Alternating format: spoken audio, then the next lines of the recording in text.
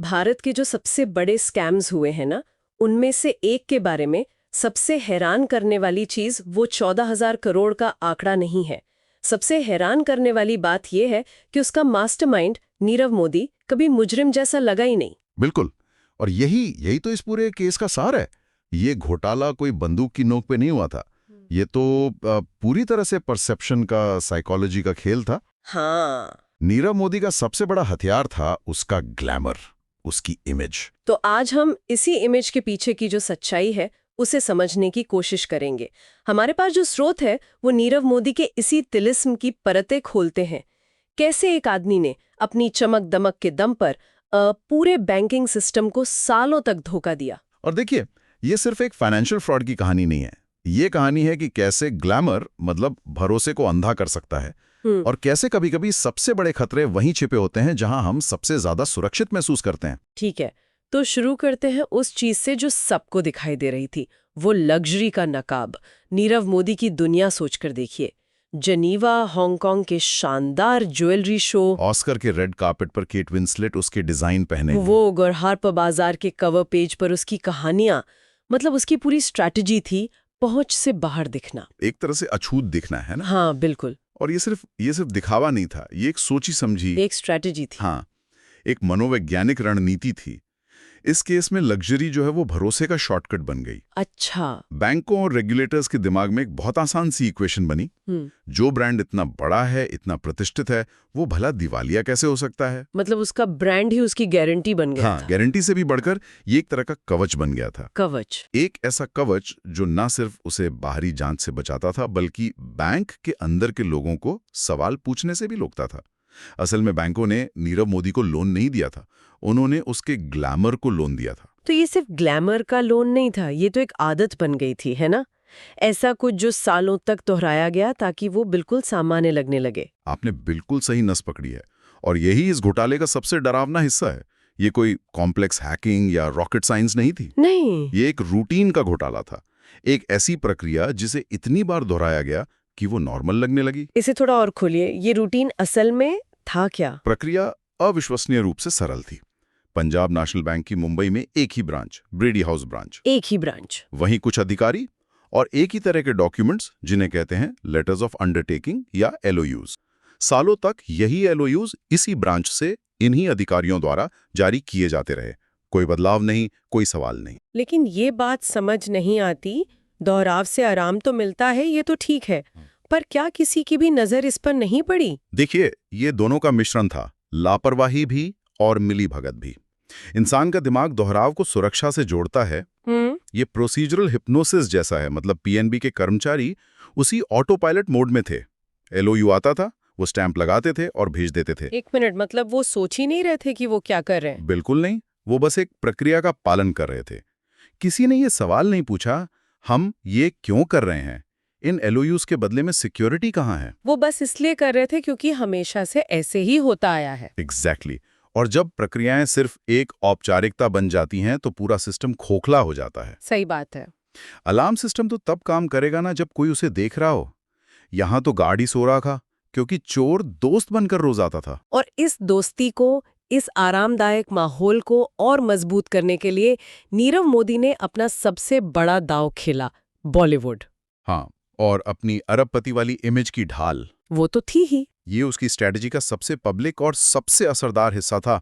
नीरव मोदी कोई पर्दे के पीछे छिपा हुआ अपराधी नहीं था, वो तो फ्रंट एंड सेंटर था। हर बड़े फैशन इवेंट में, हर रेड कार्पेट पर। हाँ, प्रियंका चोपड़ा से लेकर डकोटा जॉनसन तक उसकी ब्रांड एम्बेसडर थी। इससे तो एक सीधा मैसेज जाता था, अगर ये आदमी चोर होता तो क्या वो इतने आत्मविश्वास से दुनिया के सामने खड़ा होता? यही तो सोशल प्रूफ का कमाल है। जब हम देखते हैं कि बड़े बड़े सम्मानित लोग किसी व्यक्ति पर भरोसा कर रहे हैं, तो हमारा दिमाग तर्क को साइड में रख देता है। हमें लगता है अगर इतने सारे स्मार्ट लोग इसे सही मान रहे हैं तो सही ही होगा। और ये सोशल प्रूफ सिर्फ आम जनता पर काम नहीं कर रहा था, यून प्रोफेशनल्स पर भी काम कर रहा था, जिनकी ट्रेनिंग ही शक करने की होती है, बैंकर्स, ऑडिटर्स। तो जब कोई हॉलीवुड स्टार उसके डिजाइन पहनता था, तो वो असल में अनजाने में नीरव मोदी की विश्वसनीयता को एंडोर्स कर रहा था। हाँ, और ये दिखाता है कि ग्लैमर का मनोविज्ञान नियमों और प्रक्रियाओं की दुनिया पर कितना भारी पड़ सकता है।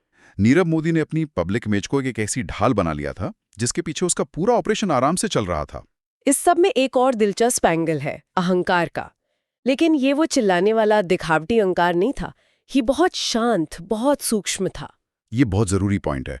उसका अहंकार डराता नहीं था, वो आपको सहज महसूस कराता था। हाँ, जब वो बैंक अधिकारियों से मिलता था तो वो एक क्लाइंट की तरह नहीं बल्कि एक क्लब मेंबर की तरह व्यवहार करता था। जैसे वो बैंक अधिकारी एक ही एलीट दुनिया का हिस्सा हो। हाँ, वो उन्हें महसूस कराता था कि हम लोग एक जैसे हैं। और इसका बैंक के अंदर क्या असर होता होगा? जरा सोचिए, आप एक मिड लेवल बैंक मैनेजर हैं और आपके सामने एक ऐसा आदमी बैठा है जिसकी तस्वीर दायक चेहरा बन गया था। उसके आने से कोई खतरे की घंटी नहीं बजती थी। उस मैनेजर के लिए उसे चुनौती देना मनोवैज्ञानिक रूप से लगभग नामुमकिन हो जाता था। नियम और प्रक्रियाएं उन लोगों के लिए होती हैं जो बाहर से आते हैं। और जो अंदर का है उसके लिए तो रास्ते हमेशा खुले रहते हैं। उसका अहंकार एक अदृश्य हथियार की तरह काम कर रहा था। और जब इस तरह के अहंकार को चुपचाप स्वीकार कर लिया जाता है तो अपराध भी सामान्य लगने लगता है। लेकिन हर कहानी की तरह इस कहानी में भी एक टर्निंग पॉइंट आया। एक दिन वो सालों से चल रहा रूटीन, टूट गया। हाँ, वो ऑटो पायलट मोड टूट गया। हाँ, वो दिन जब नकाब उतरा। और मजे की बात यह है कि ये किसी बड़े जासूस या विसल ब्लोअर की वजह से नहीं हुआ। नहीं, ये एक बहुत ही साधारण घटना थी। क्या हुआ था? हुआ ये कि प्रक्रिया में शामिल एक मुख्य अधिकारी रिटायर हो गया। उसकी जगह एक नया अधिकारी आया। जब नीरव मोदी की टीम के लोग वही पुराने LOUs लेकर उसके पास गए तो उसने बस वो एक सवाल पूछ लिया जो इतने सालों में किसी ने नहीं पूछा था।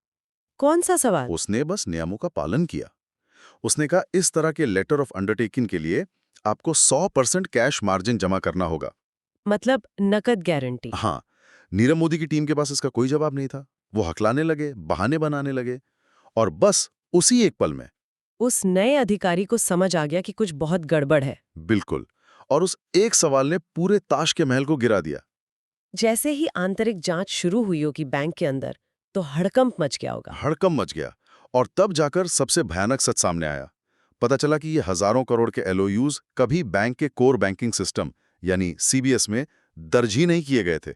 एक मिनट, मतलब ये सब बैंक के ऑफिशियल रिकॉर्ड में था ही नहीं? नहीं, ये तो ऐसा है जैसे कोई बैंक के अंदर ही एक नकली समानांतर बैंक चला रहा हो। यही हुआ था। उन्हें स्विफ्ट मैसेजिंग सिस्टम के जरिए भेजा जा रहा था, जो एक अंतर्राष्ट्रीय नेटवर्क है, लेकिन उन्हें इंटरनल सिस्टम से जानबूझकर अलग रखा गया था, ताकि वो किसी की नजर में ना आए। हाँ, और नीरव मोदी? हाँ, नीरव मोदी कहाँ था जब ये सब हो रहा था? वो पहले ही देश छोड़कर जा चुका था। उफ। घोटाले का सबसे मार्मिक क्षण शायद यही था। जब सच सामने आया, जब हंगामा मचा, तब अपराधी वहां नहीं था, सिर्फ उसकी गैर मौजूदगी थी। ये सब सुनकर लगता है कि घोटाला तो एक व्यक्ति ने किया, लेकिन सिस्टम ने उसे करने की पूरी इजाजत दी। क्या ये कहना सही होगा? ये इस पूरे मामले का सबसे बड़ा सबक है। नीरव मोदी बीमारी का सिर्फ एक लक्षण था, असली बीमारी तो सिस्टम के अंदर थी। और सिस्टम की विफलताएं क्या थीं? पहली, जैसा मैंने बताया, स्विफ्ट और CBS को लिंक न करना, ये एक बहुत बड़ी टेक्निकल चूक थी। जानबूझकर छोड़ी गई कमी। हाँ, दूसरी बड़ी विफलता थी अधिकारियों का रोटेशन न होना। नियम ये है कि संवेदनशील पदों पर बैठे लोगों का हर 2-3 साल में तबादला होना चाहिए। और यहाँ?